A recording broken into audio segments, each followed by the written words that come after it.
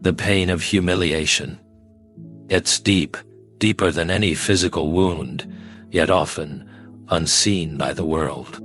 When life throws injustices your way, it's easy to feel as if the very essence of who you are has been trampled on. Your dignity, your reputation, your worth, all questioned and shaken by those who have no idea what they have set into motion. But there is hope, and that hope begins with the understanding that God's justice is not only inevitable, it is coming. I remember the time when I, too, faced a moment of profound humiliation. I stood figuratively, with the world against me, doubting whether I would ever be able to rise above the slander and hurtful words. But a whisper in my heart said, "You are not alone, and the battle is not yours to fight alone." This truth can seem hard to grasp, especially when we feel as though everything is crashing down around us. Yet, in our deepest struggles, God is working. He is fighting the battles we cannot see, moving pieces in the spiritual realm, preparing the way for victory. In a world that demands instant retribution, it's difficult to understand the concept of waiting. We want justice now. We want our dignity restored in the blink of an eye. But sometimes we need to pause. Sometimes we must let go of the urge to retaliate and trust that God has a plan greater than any of our own. This trust doesn't come easily, but it is foundational. Welcome to C.S. Lewis, 1950. Here, you will discover the path to a deeper and more meaningful relationship with God. The scriptures remind us, "Vengeance is mine, I will repay," says the Lord. Romans 12:19. This is not a suggestion but a divine law, one that calls us to release the burden of revenge and place it in the hands of our Creator. There's peace in trusting God to act on our behalf. We do not have to carry the weight of bitterness or the desire for retaliation. As C.S. Lewis once noted, to be a Christian means to forgive the inexcusable, because God has forgiven the inexcusable in you. When we refuse to forgive, we are holding on to a fire that will burn us, not the one we wish to harm. The Apostle Paul, in his letter to the Romans, lays it out simply. Do not repay evil with evil, but overcome evil with good. It is the choice to forgive that releases us from the chains of bitterness, and in turn, opens the door to God's healing justice. There is a time when we are called to trust the silence, the time when we resist speaking out in anger and allow God to take action. It's in those quiet moments when our hearts are heavy with hurt that we must remember what Jesus taught us on the cross. Father, forgive them, for they know not what they do. Even in the face of unspeakable injustice, call to forgive remains. This isn't a weakness. It is strength, strength that comes from knowing God's justice will prevail. So, why then do we still struggle? Why do we feel the need to demand justice in our own hands? Perhaps it's because the pain is too great and the enemy too near. But there's a truth that cannot be ignored. No one who does wrong can escape God's justice. Take the story of Daniel, thrown into the lion's den by those who envied him. Daniel could have lashed out, could have raged against those who sought his harm. But instead, he placed his trust in God. "My God will deliver me," he said. And indeed, God did deliver him, showing his power and proving that even the most dire of situations is within God's control. In the moments of our own struggles, we too must remember that God's plan is much greater than our own. He has seen every wrong that has been done to you, every hurt, every offense. His justice will not fail. As the scriptures say, "For the Lord loves justice, and will not forsake his saints." Psalm 37:28. This divine law of justice unfolds in ways we cannot always predict. It is not on our timeline, nor can we control it. But if we walk in faith, trusting in God's timing, we will see that what was meant to harm us will instead be used to elevate us. Joseph, in the book of Genesis, is a powerful example. Sold into slavery by his brothers, he had every reason to seek revenge when they later came to him in need. But Joseph chose forgiveness, understanding that God had a greater purpose in his suffering. Hardships often prepare ordinary people for extraordinary destinies, as C.S. Lewis wisely observed. In the trials we face, we must look beyond the moment and remember that God is shaping us, refining us, and preparing us for what is to come. The injustice we face today may very well be the very thing that leads to our greatest triumph tomorrow. As we reflect on these truths, let us take comfort in knowing that our battles are not for us to fight alone. God is with us, and His justice is always at work, often in ways we cannot see or understand. But we can trust this. He will make all things right. Forgiveness is one of the most difficult commands we are given in our walk with God. It is counterintuitive to the world's way of thinking. We are taught to protect ourselves, to seek justice when we are wronged, to ensure that those who hurt us face the consequences of their actions. But God, in His wisdom, calls us to a higher standard, to forgive the inexcusable because, in His grace, He has forgiven the inexcusable in us. The world may tell you to strike back, to make your enemies pay, to let them know the cost of their actions. But God's way is different. He asks us to leave the matter of justice in His hands. He tells us to forgive, even when it feels impossible. And yet, in that forgiveness lies freedom. Freedom from the weight of bitterness, freedom from the chains of resentment, and ultimately, freedom from the need to control the outcomes of our lives. As C.S. Lewis once wrote, to be a Christian means to forgive the inexcusable because God has forgiven the inexcusable in you. It is not just a noble idea, it is a divine mandate. When we choose to forgive, we are choosing to trust that God will handle the wrongs against us. It doesn't mean that we ignore the hurt or pretend it never happened. Rather, it is an act of surrender. Forgiveness is placing the burden of justice into the hands of a God who sees all and will act in His perfect timing.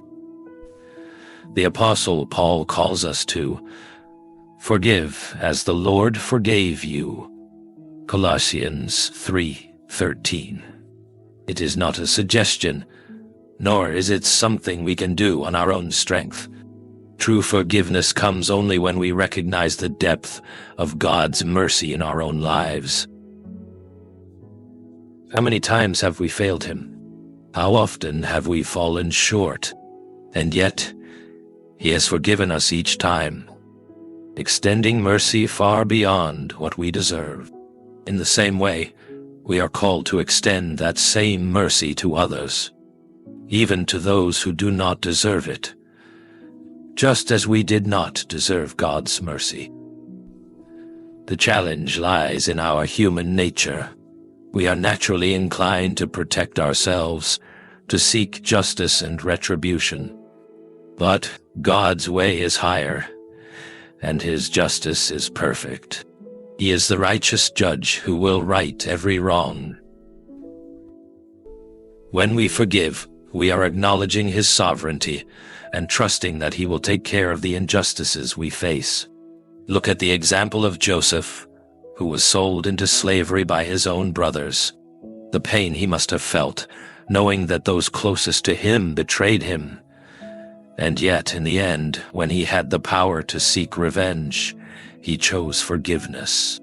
He told his brothers, "You intended to harm me, but God intended it for good to accomplish what is now being done. Genesis 50:20. Joseph understood that his suffering was part of a greater plan, a plan that would ultimately bring about the salvation of many.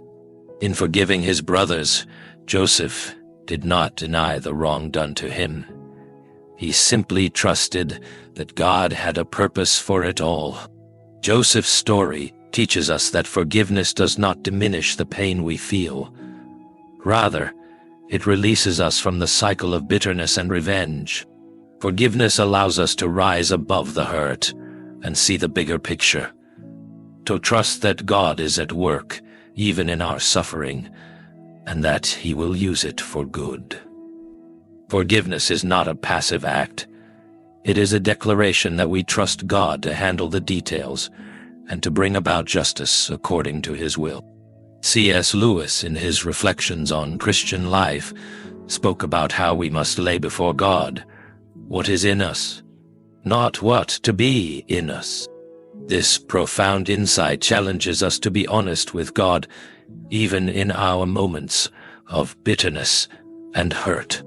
God can handle our raw emotions, our frustration, and our pain. He invites us to bring it all to Him, not because He doesn't already know, but because He desires for us to trust Him with our deepest struggles. When we bring our hurt to God, He takes it and transforms it. He does not promise that the process will be easy, but He does promise that He will walk with us through it. He is the one who heals our brokenness, who makes us whole again. In our weakness, His strength is made perfect. The forgiveness He calls us to is not one we can offer in our own strength. It is a gift He gives us, and it is only through Him that we can truly forgive. There is a divine power in forgiveness. It is not just about the one who wronged you. It is about your relationship with God. When we forgive, we align ourselves with God's heart and His justice. We surrender our need for control and trust that His ways are higher than ours. Forgiveness releases us from the prison of bitterness and sets us free to live in the peace that only God can give. In the face of humiliation and injustice, it can be difficult to see past the hurt. But God's call to forgiveness is not one of weakness. It is a call to strength. It is the strength to let go of the need for revenge and to trust in the righteousness of God. He will fight for you. He will defend you. He will bring justice where it is due. God is not absent in your suffering. He is present, working, moving, and preparing the way for your victory. Trust that He is handling the matters that seem beyond your control, and that in His perfect timing, He will right every wrong. God's timing is one of the greatest mysteries of faith. In a world where we demand instant gratification, it can feel frustrating to wait for God's intervention. When faced with injustice, we yearn for swift answers, quick resolutions, and the immediate restoration of our dignity. Yet, the Scriptures remind us that God's timing is always perfect, even when it does not align with our expectations. His ways are not our ways, and His understanding far surpasses our own. This truth was made clear to me during a season in my life when I was waiting for a door to open, waiting for a breakthrough, waiting for the situation to shift in my favor. The circumstances felt impossible, and I often wondered if I had been overlooked. But what I came to realize is that God was preparing something greater than I could have imagined. His timing, though often hidden from our eyes, is never late. C.S. Lewis, in his insightful writings, often spoke about the mysteries of divine timing. He acknowledged the tension we feel between our human desires for immediate resolution and God's perfect plan that unfolds gradually, often beyond our comprehension. In his own way, Lewis reminded us that The process of waiting is itself a part of God's plan. It is in the waiting that we grow, that we learn to trust, and that we prepare for the blessings that are on the horizon. The story of Joseph offers profound insight into the divine timing of justice. After being betrayed and sold into slavery by his own brothers, Joseph found himself in a foreign land, falsely accused and imprisoned. For years, Joseph remained faithful to God, even in the midst of suffering and uncertainty. Yet, in God's perfect timing, Joseph was elevated from the prison to the palace, becoming the second most powerful man in Egypt. What is remarkable about Joseph's story is not just his rise to power, but the fact that it happened in God's timing, not his own. If Joseph had been released from prison at his own request, his story would not have led to the deliverance of an entire nation. God used his suffering as the means to prepare him for something greater, the saving of many lives during a time of famine. Joseph did not see this plan in the moment. When he was in the pit of despair, when he was sold into slavery, and when he languished in prison, he could not have known that his waiting was part of a divine plan for his future glory. He simply had to trust that God was at work, even when everything around him seemed hopeless. The lesson for us is clear. Our present circumstances, though painful and difficult, are part of a larger story, a story that God is writing, and He alone knows the ending. We may not see it now, but in the fullness of time, God will bring about His justice. He will make right what has been wronged, and He will lift up those who remain faithful to Him. Trusting in God's timing means relinquishing control over our own agenda. It's a willingness to believe that He knows the perfect moment to act. When we are tempted to act prematurely, to take matters into our own hands, we must remember that God is never in a hurry. He is never late. He is always right on time. This divine timing is not just about waiting for justice. It is about trusting that God is sovereign over every aspect of our lives. There is no detail too small, no injustice too great that escapes His attention. God sees all, knows all, and is working behind the scenes in ways we cannot always comprehend. When we rest in His timing, we release the burden of worry and anxiety. We trust that He is moving, that He is working all things together for our good and His glory. Sometimes God's justice comes swiftly. Other times, it may seem delayed. But the key is this: God's justice is certain, and it will come in the perfect time. We must be patient, knowing that the waiting is not wasted.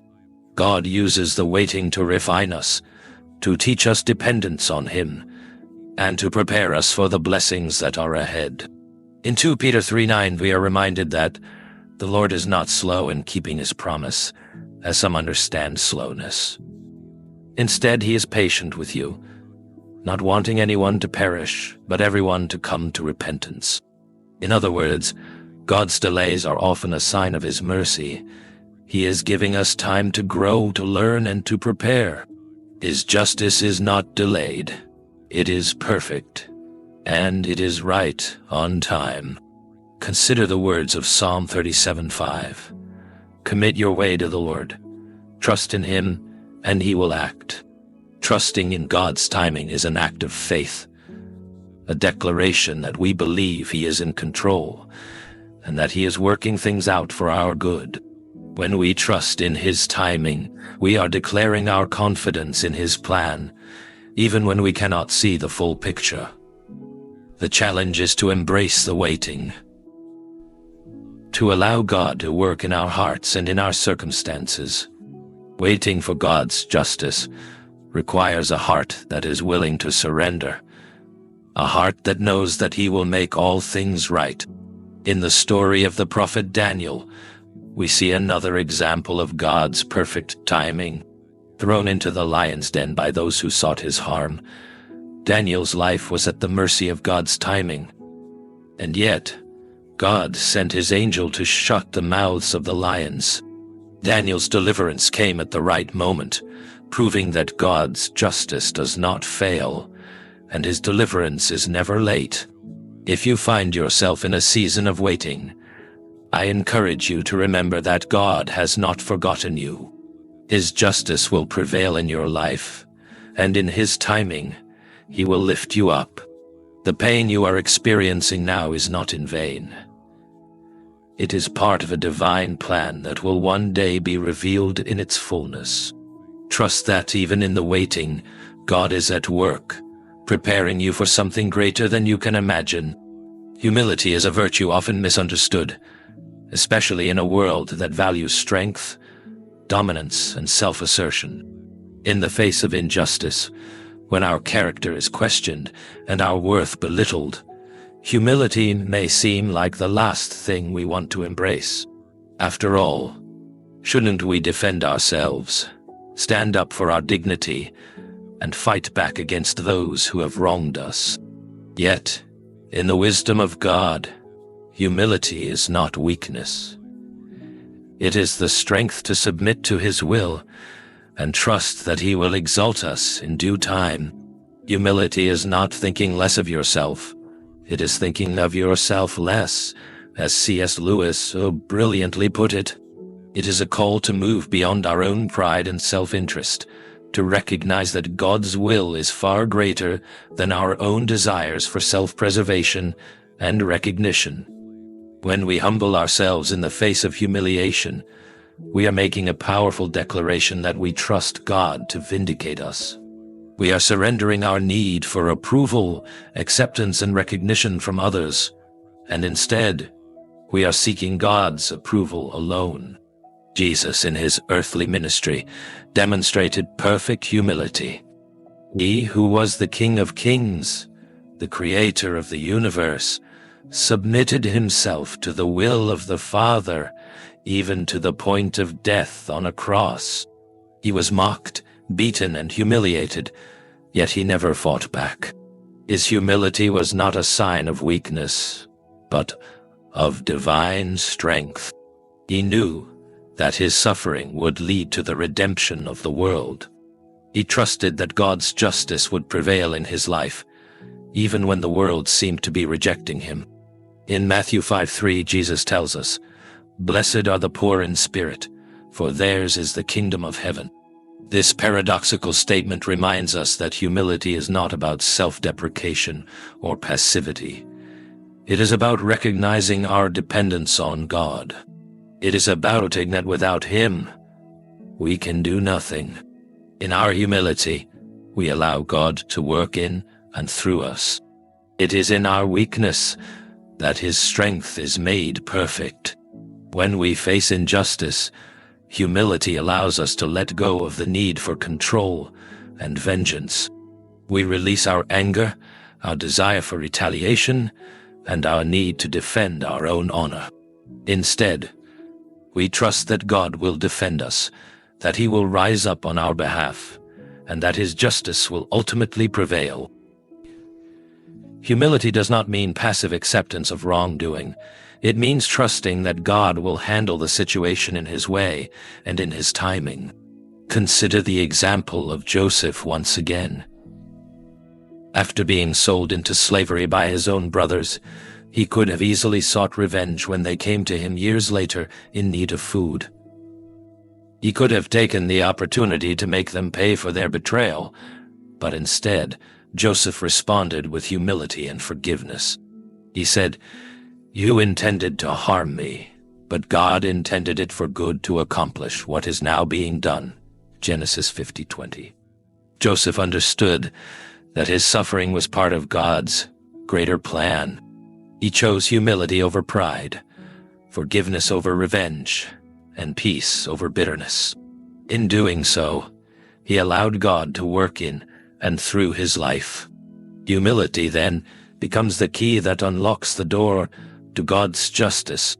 When we humble ourselves before God, we are acknowledging that he is the ultimate judge, that he sees all, and that he is fully capable of handling the wrongs done to us. Humility is not about passively accepting injustice. It is about recognizing that we are not the final arbiters of what is right. God is the righteous judge, and he will make all things right in his time. C.S. Lewis often wrote about the tension between pride and humility. He understood that pride is the root of many of our struggles, our desire for recognition, our hunger for revenge, and our need to protect our own image. Humility, on the other hand, frees us from these burdens. It allows us to step aside and let God be God. It allows us to trust that he will vindicate us, not because we deserve it, but because he is good and faithful. In 1 Peter 5:6, the Apostle Peter encourages us, "Humble yourselves, therefore, under God's mighty hand, that he may lift you up in due time." This verse is a reminder that God is watching over us, that he sees our struggles, and that he will exalt us in the right season. Humbling ourselves does not mean shrinking back or resigning to injustice. It means trusting that God is bigger than our circumstances, that his power is greater than any wrong done to us. Humility is a choice. It is a choice to place our trust in God's ability to right the wrongs we face. It is a choice to surrender our desire for revenge and to release our need to be vindicated on our own terms. When we choose humility, we choose to rest in God's justice, knowing that he will fight for us. In the end, it is humility that prepares the way for God's justice to unfold in our lives. When we humble ourselves before God, he lifts us up. When we trust in his timing and his plan, he will bring about his justice in ways we cannot yet understand. And when we choose forgiveness and humility in the face of suffering, we become a testimony to the world of God's power to transform lives and bring about his perfect justice. In your own journey, when faced with humiliation or injustice, I encourage you to remember that humility is not a sign of defeat. It is the strength to trust in God's ability to vindicate you. Choose humility, choose forgiveness, and choose to rest in God's perfect timing. His justice is coming. He will exalt you in due time. There are moments in life when everything seems to fall apart, when the injustice you face feels overwhelming, and you are left wondering why things seem so broken. In these moments, it can be difficult to remember that God is at work. It's easy to think that the chaos around you is a sign of abandonment, but God is always at work, even when we cannot see it. His plan is unfolding behind the scenes, and he is using the very trials we face to shape us into the people he created us to be. The beauty of trusting God's plan is that it requires faith, not in ourselves, but in his ability to work all things together for good. As C.S. Lewis once wrote, "We are not only to trust in the good things that God does for us, but in his sovereignty over all things, even the things that seem like chaos." There's comfort in knowing that even in the darkest times, God is never caught off guard. His plan is always in motion, and nothing happens outside of his knowledge or control. This is a powerful truth when we are facing injustice.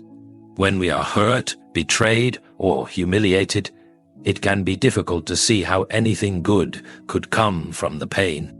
But God uses the brokenness of our lives to create something beautiful. He takes the mess and transforms it into a message.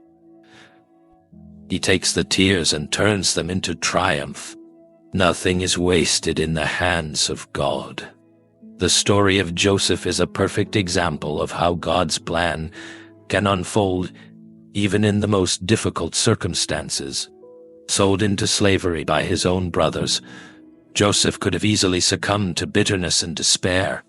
Instead, he trusted in God's plan, even when it made no sense. He knew that God was with him, that his life was not the result of random chance, but part of a divine purpose. Even when Joseph was falsely accused and thrown into prison, he remained faithful, trusting that God would work through his suffering to bring about something greater. Joseph's faith was not based on his circumstances. It was based on the character of the God he served.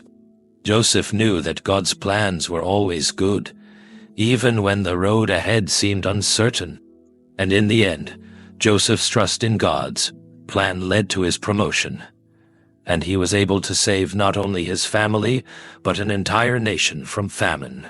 But the story of Joseph also shows us that trusting God's plan doesn't mean there won't be challenges along the way. It doesn't mean that we won't experience heartache or setbacks. What it does mean is that we can have peace in the midst of the storm.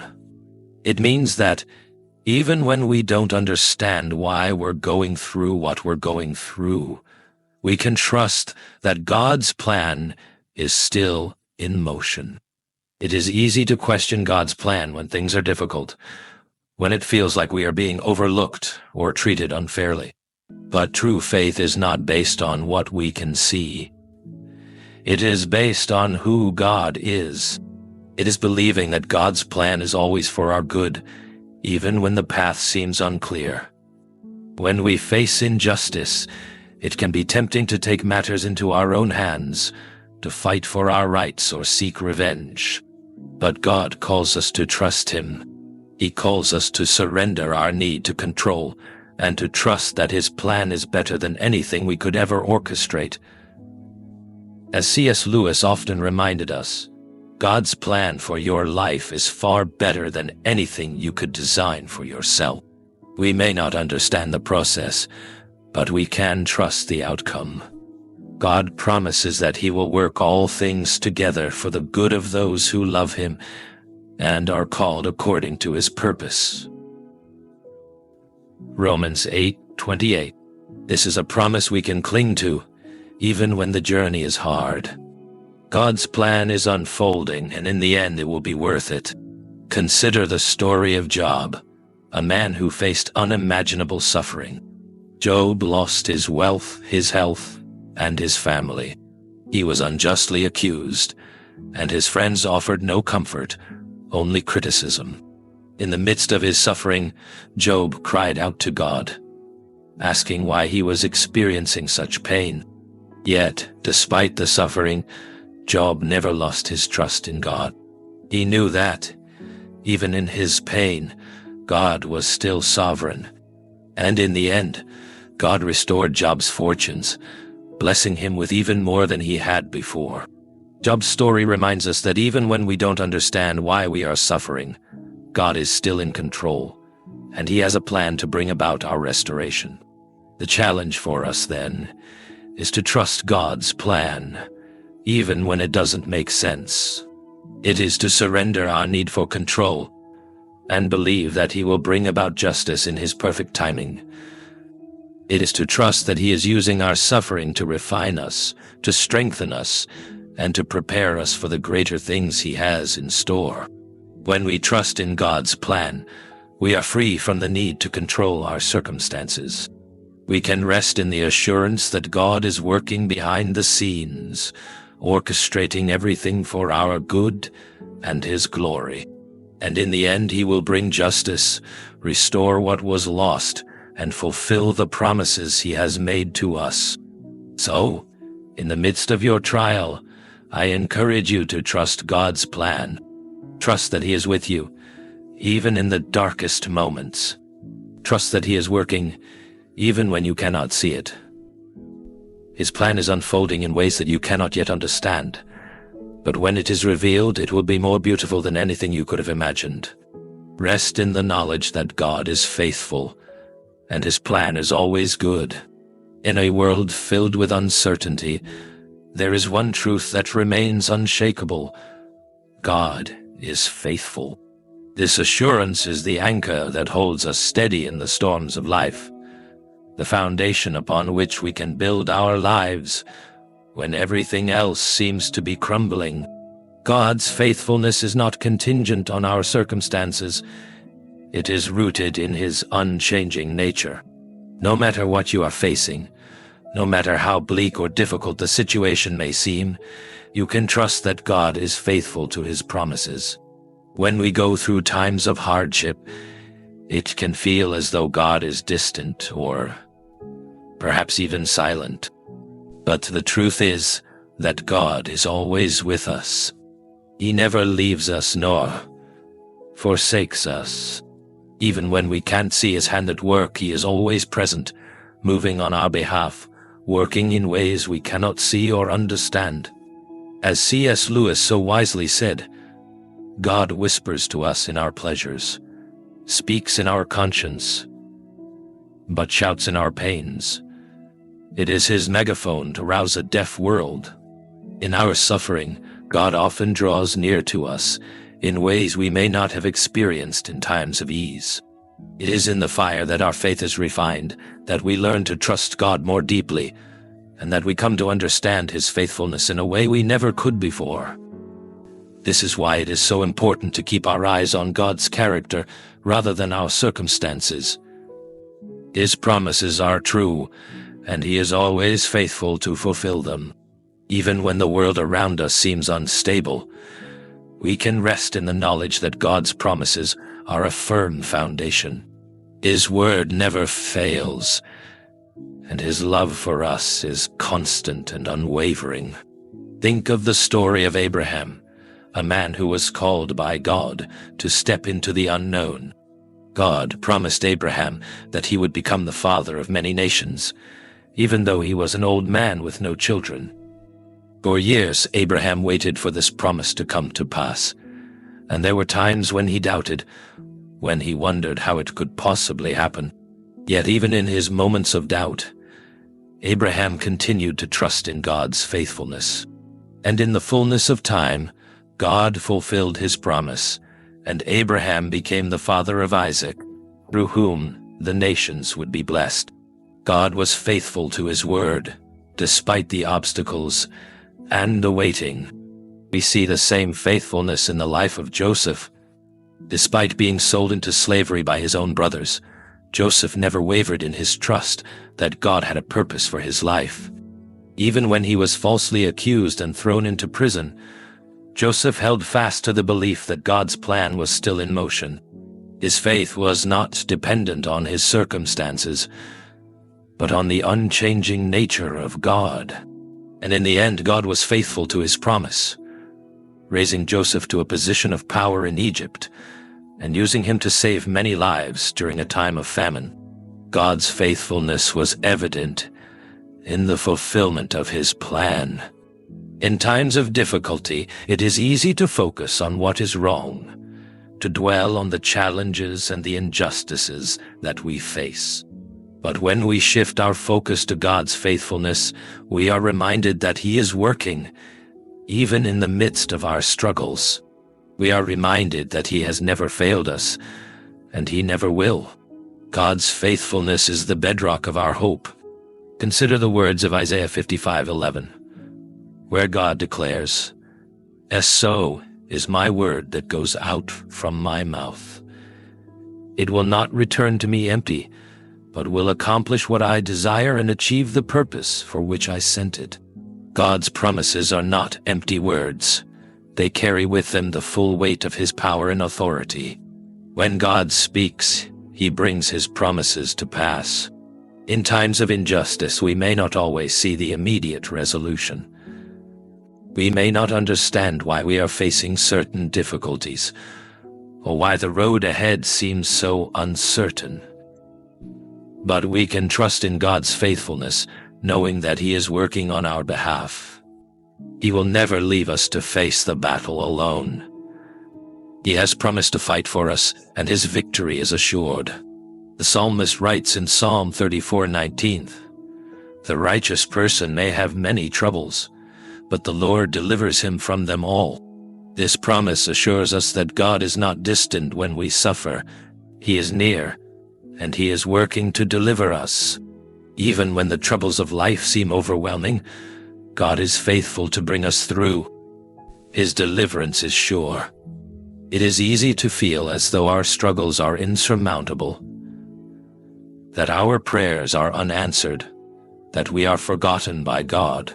But in those moments we must remember that God is faithful, and He will bring us through. His timing is perfect, and His faithfulness is unshakable. He has not forgotten you. He sees your pain, He hears your cries, and He is with you every step of the way. When you feel overwhelmed, when the weight of injustice presses down on you, take heart in knowing that God is faithful to His promises. He will fight for you, He will deliver you, and He will restore you. No matter what you are facing today, God's faithfulness is greater than any circumstance you find yourself in. C.S. Lewis wrote that, "The great thing to remember is that though our feelings come and go, His love for us does not. This is the heart of the gospel. God's love is constant, and His faithfulness is unshakable." We can stand firm in the knowledge that God is always with us, always working on our behalf, and always faithful to fulfill His promises. God's justice will prevail. The storm may rage around us, the winds of difficulty may batter us, and the enemy may whisper lies into our ears. But the truth remains. God will have the final word. He will not leave us in our humiliation. He will lift us up. His justice is certain, and His victory is guaranteed. As C.S. Lewis often reminded us, the Christian life is not one of passive waiting, but of active trust in the power of God's justice. In our darkest moments, when the world has turned against us, we must remember that the story is not over yet. The enemy may seem to have the upper hand for a time, but God's victory is assured, and His justice will ultimately triumph. The Bible is filled with promises that God will fight for His people, that He will defend us against those who seek to harm us, and that He will bring us honor in due time. In Psalm 18:2, we read, "The Lord is my rock, my fortress and my deliverer. My God is my rock, in whom I take refuge, my shield, and the horn of my salvation, my stronghold." God is our protector, our defender, and our provider. He does not leave us to face our battles alone. He is with us, and He will bring us through to victory. The truth is that God's justice is not only about punishing the wrongdoer. It is about vindicating His people, about restoring what has been lost, and about bringing honor where there has been shame. God's justice always works for our good.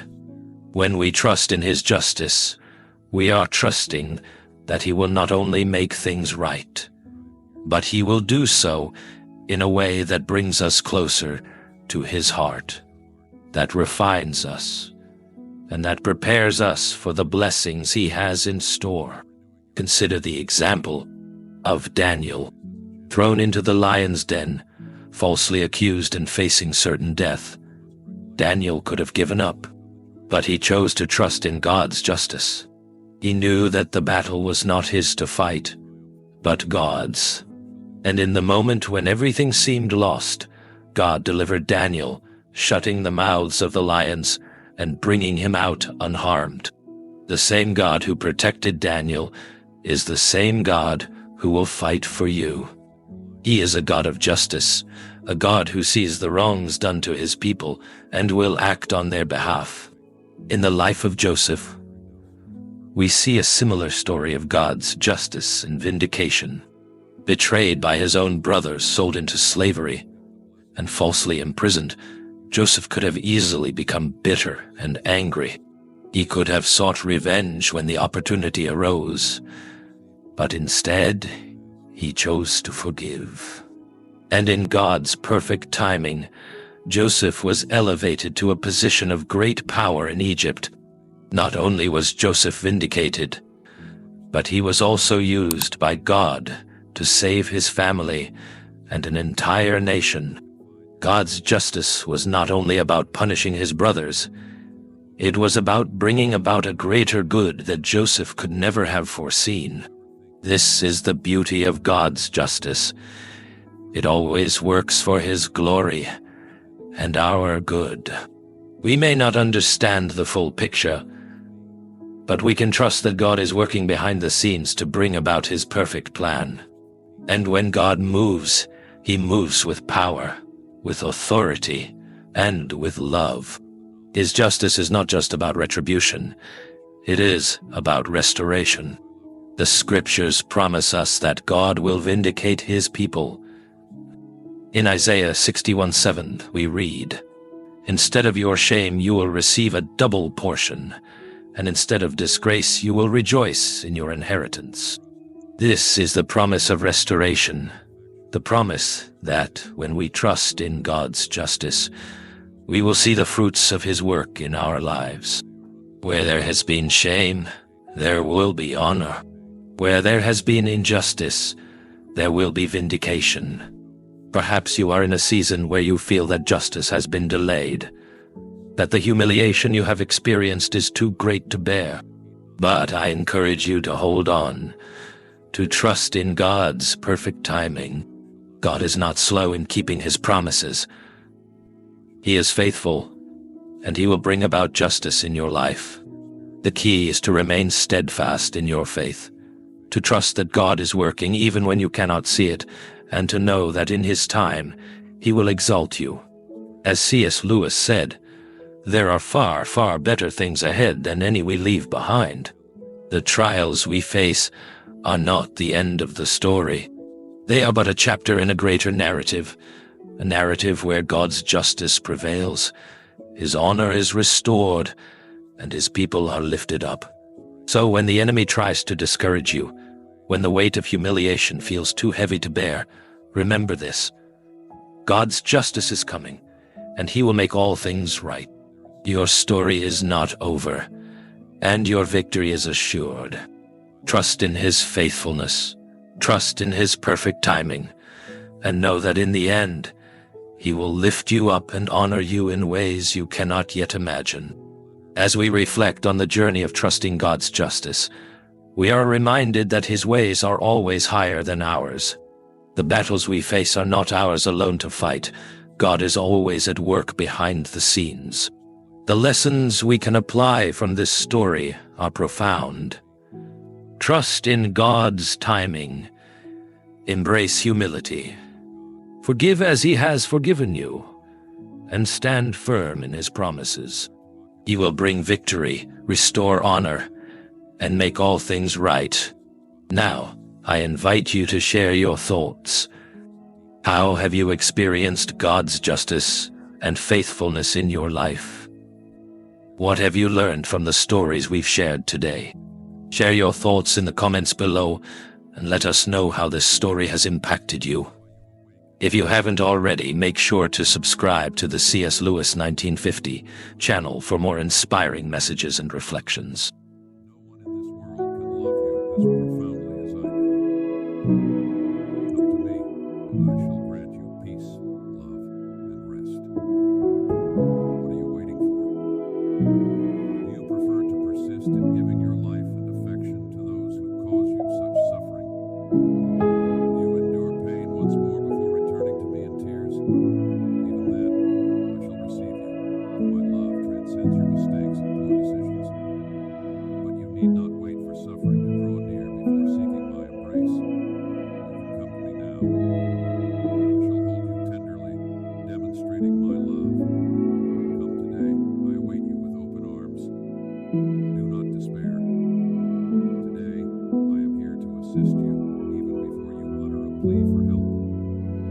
My ears were attentive long before your lips parted to beseech me.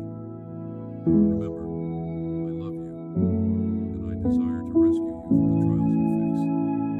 I am truly pleased by your courageous stance in the face of adversity. I implore you to keep believing, to keep trusting that you have a real, faithful, and mighty God by your side. Please avoid those who mock you, who utter words that steal your joy. They are not your friends, but individuals who have forsaken faith and envy your destiny. They know you are deeply loved and blessed, even if they cannot bring themselves to accept it. Do not waste your time trying to convince them or begging for their approval. I will clear your path of those who harm you and bring people who genuinely love you into your life. So, cast away despair. Do not entertain worry in your mind. Do not permit thoughts that rob your peace to settle in your soul. Refuse entry to anything negative in your spirit. Guard your mind with the helmet of faith, your heart with the breastplate of righteousness, and wield the sword of my holy word in your hands. Prepare for a battle in which victory shall be yours. You shall not be defeated. And even if you falter and fall at some point, know that I shall raise you up once more. Accept the challenge. Do not allow your future to be enslaved by anxiety. Prepare to fight with all your might against despondency and fear. Tell me that you believe in me, and that you are prepared to triumph. I shall bless your home, heal your body, your soul, your emotions, and your family situation. You will witness, with your own eyes, my supernatural power. Listen closely. I love you, and I want you to believe this with simplicity and sincerity. I also ask that you come to me each morning, nourishing yourself with my word. Let your faith be ignited, and let that flame consume all the fears that hinder your progress. You cannot enter your promised land if